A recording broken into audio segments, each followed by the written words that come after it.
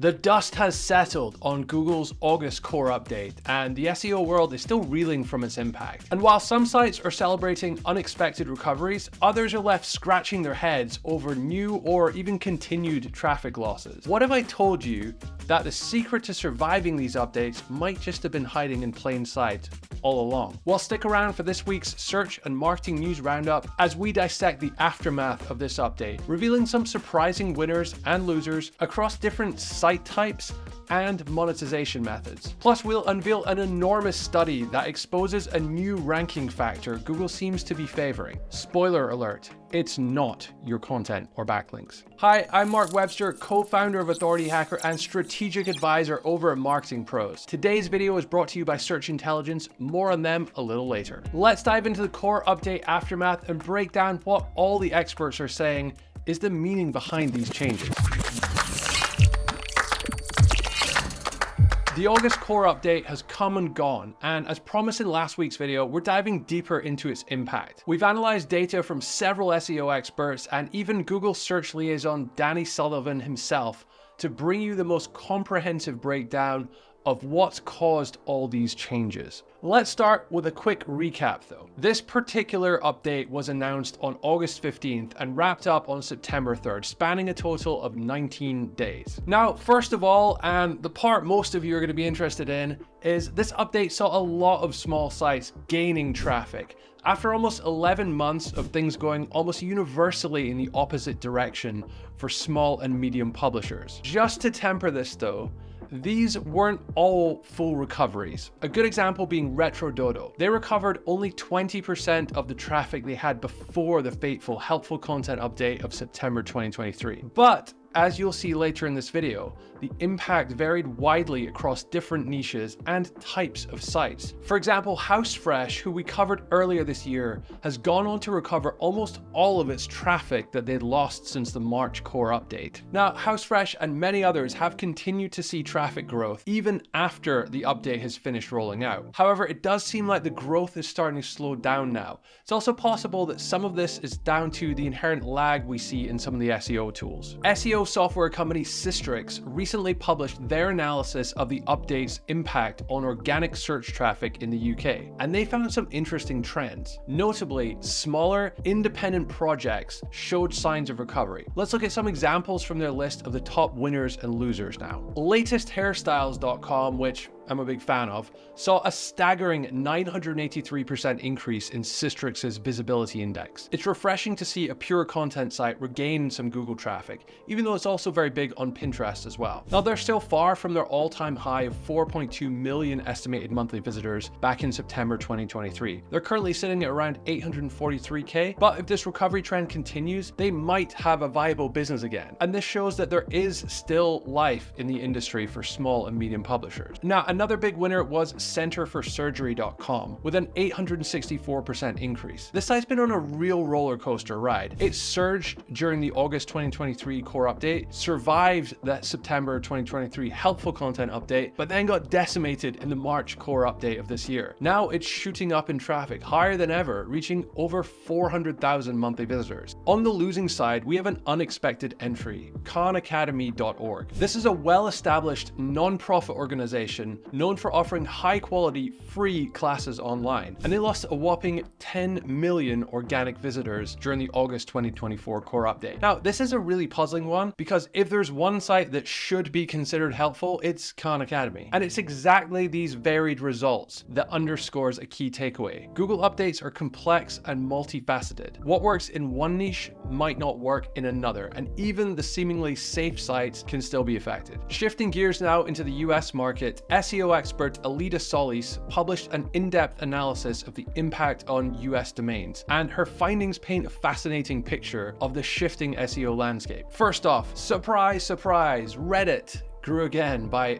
15%. Their traffic went from around 575 million at the start of the update to 654 million today, and it seems like their growth isn't stopping anytime soon. But before you start pulling your hair out, not all user-generated content platforms benefited. LinkedIn and TikTok actually saw their organic traffic decrease, dropping by around 23 and 21% respectively. Now, speaking of decreases, Amazon lost some ground to niche specialized retailers. This This could indicate that Google is reducing the power of domain authority, potentially leveling the playing field for smaller, more focused sites. And this is a theme that we'll see more of later in this video as well. Now, there is some good news for those of you who've been struggling, but first, a quick word from our sponsor today, Search Intelligence. They recently ran a digital PR campaign that earned their real estate client 15 high-tier links on major websites like Yahoo, The Street, and Parade.com. Their campaign, the most Googled movie homes in the world, started by listing the most popular movies from IMDb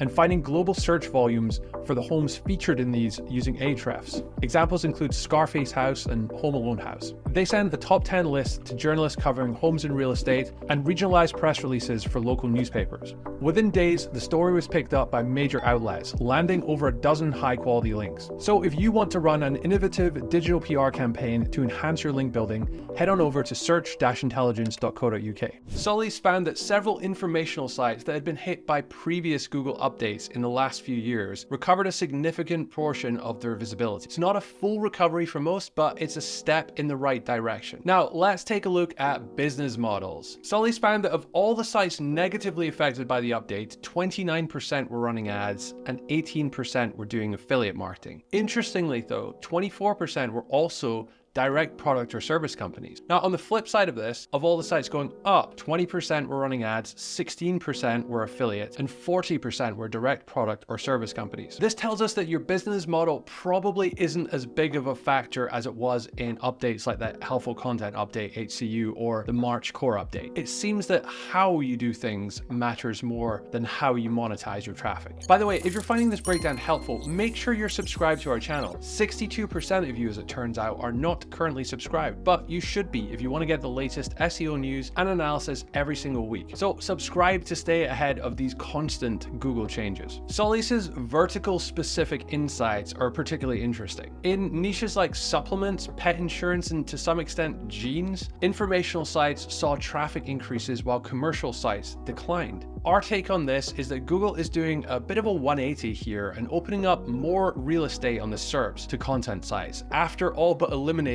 them from certain queries in previous updates. Another trend is that niched down sites are starting to beat broader sites. So in supplements and headphones, niche retailers and brands gained while generic retailers lost. It seems that Google is favoring focused expertise over broad selections, which should be the right move here if they want to reward great content. Now, major brands also got a boost in categories like headphones, laptops, and jeans. It looks like Google is treating brand authority and recognition as a strong relevance signal. However, results varied significantly across different verticals, suggesting there's no one-size-fits-all solution in the current version of Google. You'll need to analyze the SERPs you're targeting to see how you can best fit in. If you're a content site, look for the presence of other content sites to assess if you can rank among them. Now, let's take a look into some fresh insights from Barry Schwartz's recent interview with Google Search Liaison Danny Sullivan. This is the first long-form interview with Sullivan since the core update finished rolling out. While Sullivan repeated many familiar mantras like focus on creating great content for users and don't try to game the ranking system, there were some new and interesting takeaways. First and foremost, Sullivan emphasized Google's ongoing efforts to improve search results, especially for small and independent publishers. This aligns with what we've seen in the data from Alida Solis and Systrix, and what we've observed ourselves in general. He also mentioned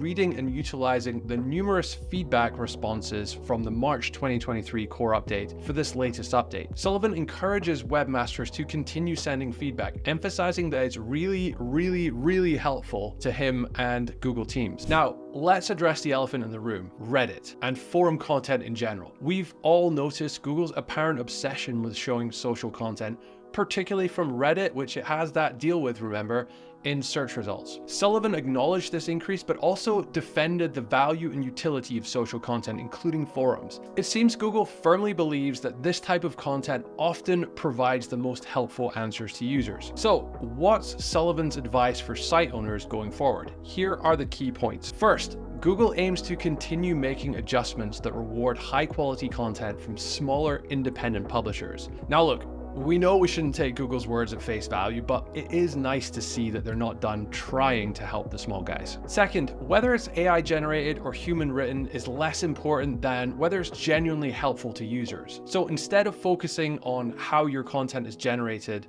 Focus on how well and effectively it answers the query. For those of you who are not seeing any signs of recovery from the last update, that's still positive news, I guess.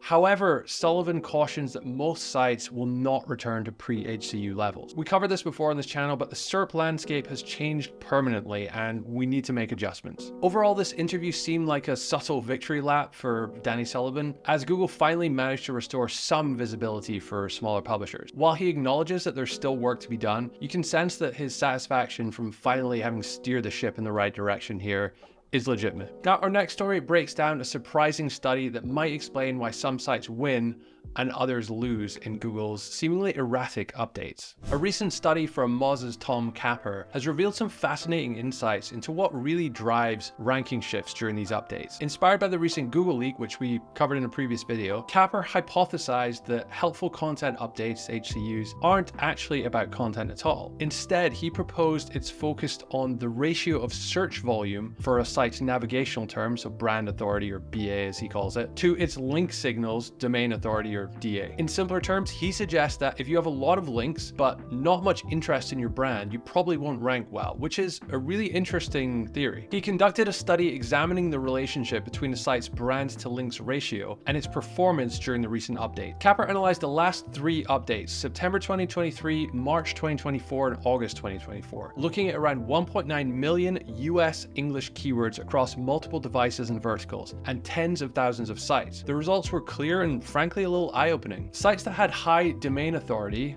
or lots of links, but low brand authority, or fewer brand searches, performed poorly in the updates. In fact, HCU losers had markedly lower brand authority, so 32 versus 50 to 52, and higher DA to BA ratios, 2.1 versus 1.4 to 1, compared to sites that won or saw inconclusive movement. Interestingly, HCU winners had a similar DA and BA to sites that neither won nor lost in the HCU, suggesting that rewards aren't solely based on these metrics, but an overall perceived helpfulness. So what does this mean for you and your SEO strategy? Well, the main takeaway is that while you should not neglect your content, obviously, you should also focus on building and maintaining brand authority alongside traditional SEO practices. This often means pursuing other forms of marketing beyond SEO. Think social media, paid ads, and anything that gets your business name out there. This study aligns with what we've been observing in the wild. Many creator-type sites with strong branded queries due to their owners' popularity on social media have been thriving in recent updates. Take Lucy's site from English with Lucy, for example. We recently interviewed her on our podcast here. Now, despite not actively trying to rank, her site has seen massive traffic increases as Google has rolled out these updates. It's a perfect example of how brand authority alone can supercharge your SEO efforts. This is why we've been pushing the idea that for many of you, the solution to your SEO problems may not lie in SEO directly at all. Sometimes the best way to improve your search rankings is to take your eyes off SEO and work on other types of marketing to grow your branded queries. And while we're talking about Google, it looks like just 1 month on after they lost their antitrust trial and were officially declared a monopoly, they're back in court for round 2 against the Department of Justice. In a second new antitrust trial that starts on Monday, the Justice Department has called for a breakup of the tech giant, which it says controls the vast majority of online advertising. This is a serious escalation from the previous trial and could have far-reaching consequences for the entire digital advertising ecosystem and your bottom line. This is sure to be quite a drawn-out process, but we'll be sure to keep you updated on all the latest search and marketing news as it happens. So make sure you hit the subscribe button so you don't miss a thing. For now though, it's time for our debate of the week. Now that Google's August core update is over, would you say it was a success, or does Google still have some more work to do to get things right? We'd love to hear what you think in the comments below. And while you're there, make sure you grab one of our free subscriber-only resources. From comprehensive lists of high-paying affiliate programs to secret tools you can use to boost your business, there's something there for everyone. We'll add a link in the comments and the description below. And finally, if you like this video, you will also like this video right here, so go check it out.